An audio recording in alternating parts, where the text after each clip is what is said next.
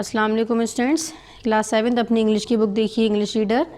इसमें मैंने आप लोगों को PA 2 के लिए 2 चैप्टर्स बताए थे, लेसन नंबर 15 और lesson number 16। Lesson number 15 page number 88 पे हम लोग पार्ट नंबर 9 में कंप्लीट कर चुके हैं स्टूडेंट्स। अब हम लोग पढ़ेंगे next lesson number 10 doctor Rajendra Prasad on page number 91। ये हम लोग का हो जाएगा पार्ट नंबर हो जाएगा 10। ठीक है, पेज नंबर 91 निकालें सभी students. Page number 91, lesson number 16, lesson name है डॉक्टर राजेंद्र प्रसाद, पार्ट नंबर 10 और डेट। डॉक्टर राजेंद्र प्रसाद सभी जानते हैं, फर्स्ट प्रेसिडेंट थे हमारे इंडिया के। ठीक है, चैप्टर में इनके बारे में हमें स्टोरी बताई गई। कह रहे हैं in this lesson we come to know about the life history of our first president doctor Rajendra Prasad. कह रहे हैं इस लेसन में हम डॉक्टर राजेंद्र प्रसाद की हिस्ट्री यानी कि इतिहास के बारे में पढ़ेंगे कि वो कैसे थे। ठीक है, कह रहे doctor Rajendra Prasad the first president of Indian Republic occupy a very high place among the Congress leader who had dedicated their list for the service of the nation and suffered much for the sake of the country. कह रहे जो doctor Rajendra प्रसाद हैं उन्होंने वो जगह हासिल की जो बाकी के किसी प्रेसिडेंट ने कांग्रेस में लीडर जो थे वो किसी को नहीं मिली थी। The esteem and high regards his compatriots had for can be gauged from the great honors bestowed upon him by unanimously electing him the president of the Constituent Assembly that began functioning in 1947. When India became a republic, he was elected as the first president of the country. जब India Republic हुई तो क्या कहते हैं जो first president थे वो कौन बने? डॉक्टर राजेंद्र प्रसाद इलेक्ट किया गया इनको, यानी कि सिलेक्ट किया गया। He was born on 3 December 1884 in a respected family of Saran district in Bihar. वो 3 दिसंबर 1884 को उनका जन्म हुआ कहाँ पर? बिहार में एक सरना डिस्ट्रिक्ट जगह में। His ancestors were the minister, उनके जो एंसेस्टर थे, एंसेस्टर कहते हैं पुरखों को, उनके जो पुरखे थे सभी क्या थे? मिनिस्टर्स थे वो ऑफ द स्टेट, उस स्टेट के। After his primary education he came to Calcutta for higher studies. कह रहे हैं कि प्राइमरी एजुकेशन लेने के बाद वो कलकत्ता चले गए बाकी की पढ़ाई कंप्लीट करने के लिए। After successful completion of studies he became a lawyer, और फिर वो पढ़ाई के बाद क्या बन गए? लॉयर बन गए। Within a short period he became famous as one of the best lawyer of the country. कुछ बहुत कम समय में ही वो एक बहुत फेमस लॉयर बन गए। He was gentle unassuming and humble of the core of his heart. बहुत उनका जो जो दिल था वो बहुत ज़्यादा बहुत नर्म दिल के थे वो। He was an embodiment of the old adage simple living and high thinking. He had always shunned coming in the limelight and prefer to work silently and unobtrusively। कह रहे कि ये जो थे बहुत इनकी सिंपल लिविंग थी, बहुत अच्छा सोचने वाले थे और जो ये वर्क करते थे बहुत खामोशी से, यानी कि बगैर किसी को जताए हुए। ठीक है, कह रहे Mahatma Gandhi inspired him to devote himself in the service of the nation. Mahatma Gandhi इनसे बहुत इंस्पायर्ड थे।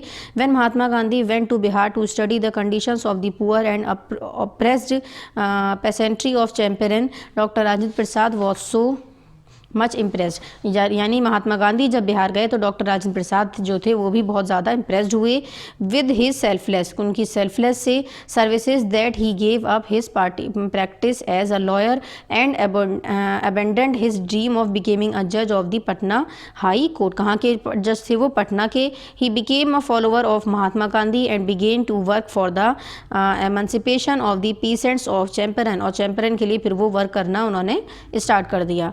When the non cooperation movement was started, ये मूवमेंट था जो स्टार्ट हुआ जब, he finally decided to give a practice at the bar and devote his whole time in the service of the country. उन्होंने क्या finally decide कर लिया था कि वो अपना जितना भी पूरा सारा वर्क है वो सभी कंट्री के लिए देंगे। ठीक है, नेक्स्ट है फिर इसमें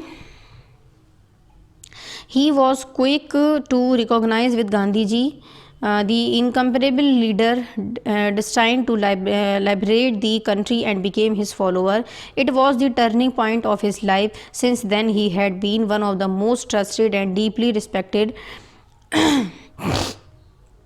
लाइयूटेनेंट्स ऑफ महात्मा गांधी, वो उनका ऐसा वक्त था जब, यानी कि उनका ऐसा वक्त था जिस वक्त उनके ऊपर सभी लोग जो हैं वो ट्रस्ट यानी कि भरोसा किया करते थे। It is said that of all the prominent of Mahatma Gandhi he was the nearest to him in spirit. कह रहे ये कहा जाता है कि महात्मा गांधी के जो सबसे नियरेस्ट थे वो कौन थे?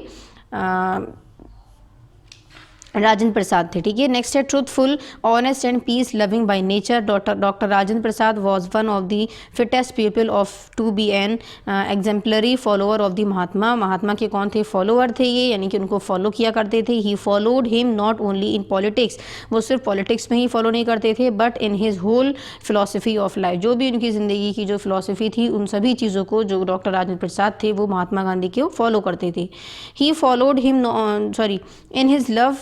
in his love of truth, simple living and non-violence. After Champaran, his absorbing interest was Gandhi ji and his activities. कह रहे हैं after 1990 the story of Dr. Rajendra Prasad followed the same familiar pattern as that of all Congress leader. कह रहे हैं 1919 में जो story थी राजेंद्र प्रसाद की वो फॉलो की गई सेम फैमिलियर पैटर्न से। किसने की थी? क्या थी वो story? Satyagraha and arrest.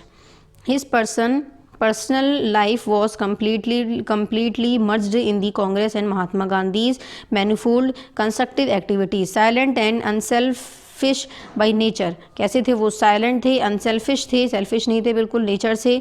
Constructive works like the reconstruction of village life, revival of khadi and village craft and upliftment of the depressed appealed to him far more than the noisy and exciting political work। यानी कि जो doctor Rajendra प्रसाद थे जो अपना काम किया करते थे बिल्कुल फेयरली, बिल्कुल साइलेंटली, बगैर किसी को कोई दिखावा किए किया करते थे। ठीक है, it was the terrible Bihar famine of 1934 and his great relief service in the harrowing month that followed made him known throughout India. At the time of earthquake he was undergoing imprisonment in the government hospital to which he had been brought because of a severe attack of his chronic ailment asthma। जब earthquake आया था तो उन्हें देखिए क्या बीमारी हो गई थी? Ailment asthma. He was so weak, वो बहुत ज़्यादा कमज़ोर हो गए, that he could hardly get up from his bed, यानी कि वो अपने बेड से उठना जो था उनके लिए बहुत ज़्यादा मुश्किल हो गया।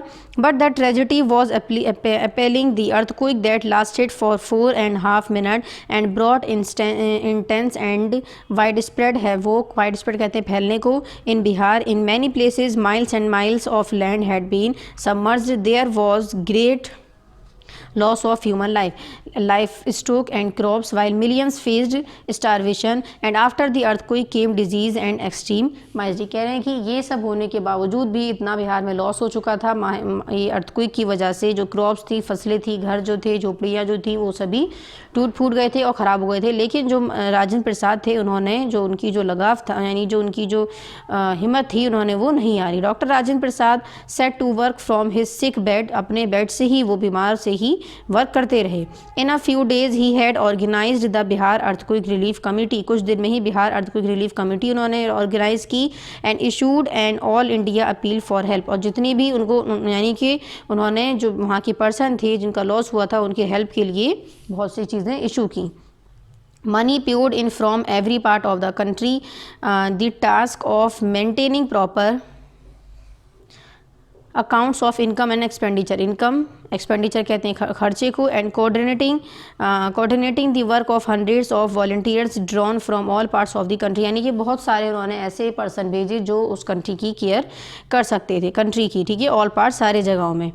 वो जिनको क्या कहा गया है? Volunteers. Was enormous, his untiring efforts often involving himself in great personal risk, and his masterly organisation of the enormous relief operations won great praise not only from the people of the country but from British government as well. कह रहे हैं वो सिर्फ people के लिए नहीं था जो कंट्री में रहते थे, वो ब्रिटिश गवर्नमेंट के लिए भी साथ में था। हेल्प जो की गई थी डॉक्टर राजेंद्र प्रसाद की वजह से, जो उनके लिए, जो उन्होंने बीमार रहकर बेड से ही की थी, लेकिन उनके लिए बहुत ज़्यादा डेंजरस थी वो, क्योंकि उन्होंने बहुत बड़ा रिस्क लिया था, क्योंकि उनकी जो तबीयत थी वो बहुत ख़राब थी, बहुत बीमार थे, लेकिन उन्होंने अपने देश के लिए सोचना फिर भी बंद नहीं किया।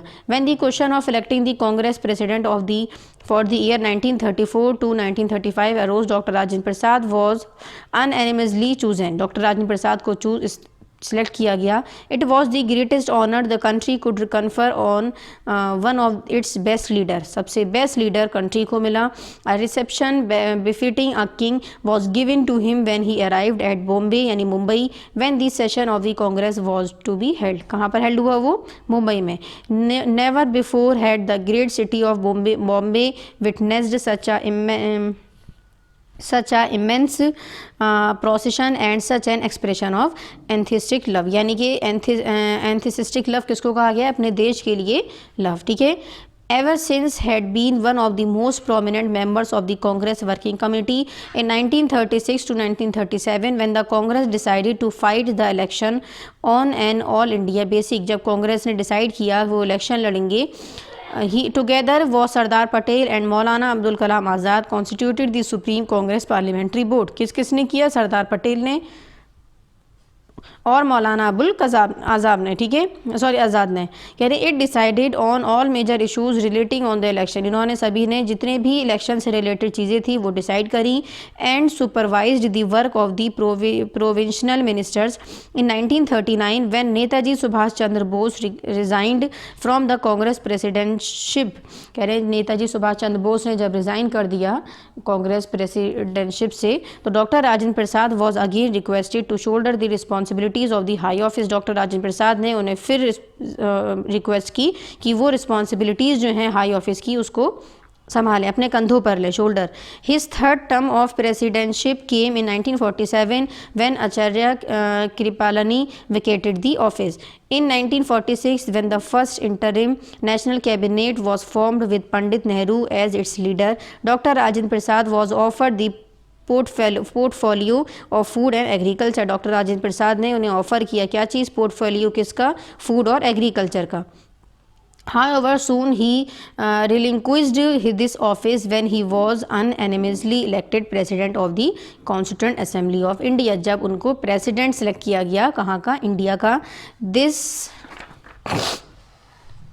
Was a great honour. वो उनके लिए बहुत अच्छा ऑनर था. And he amply justified the trust imposed in him by the countryman by the just and impartial manner in which the carried out his duties as the president of the constituent assembly. और उन्होंने अपनी बखूबी duties जो थी एक president की किसके? Constituent assembly के, उसको पूरी करी, निभाई. But great honours were yet to come. On January 26, 1950 when India ceased to be a dominion in the British Commonwealth and became an independent. जब वो इंडिपेंडेंट हो गया यानी 1950 में sovereign republic, doctor Rajendra Prasad was appointed the first president of the republic of India. Doctor Rajendra Prasad जो थे उनको first appoint किया गया रिपब्लिक ऑफ इंडिया, इंडिया का republic. This was the crowning hour of his faithful career. और ये जो था इनकी जो उन्होंने अपनी ज़िंदगी में जो जितनी भी मेहनत करी लास्ट में उनको उसका रिजल्ट हासिल हुआ. ठीक है. नेक्स्ट सेम पेज नंबर 94 पर ही आपको टिक द करेक्ट ऑप्शन है. एक्सरसाइजेस करेंगे. यहाँ पर भी पार्ट नंबर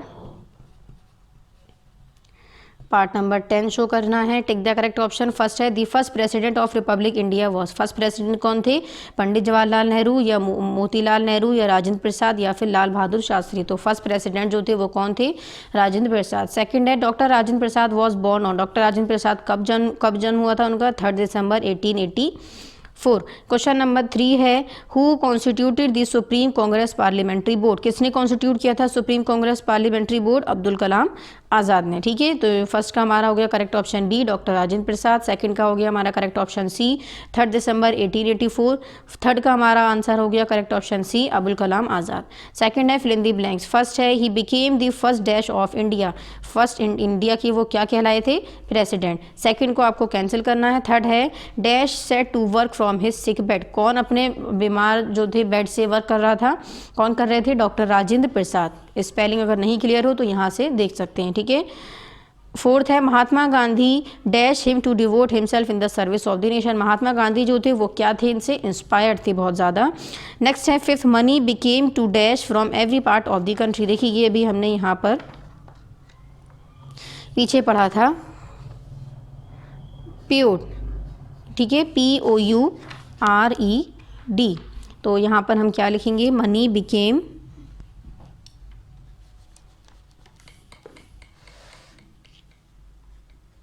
POURED, ठीक है।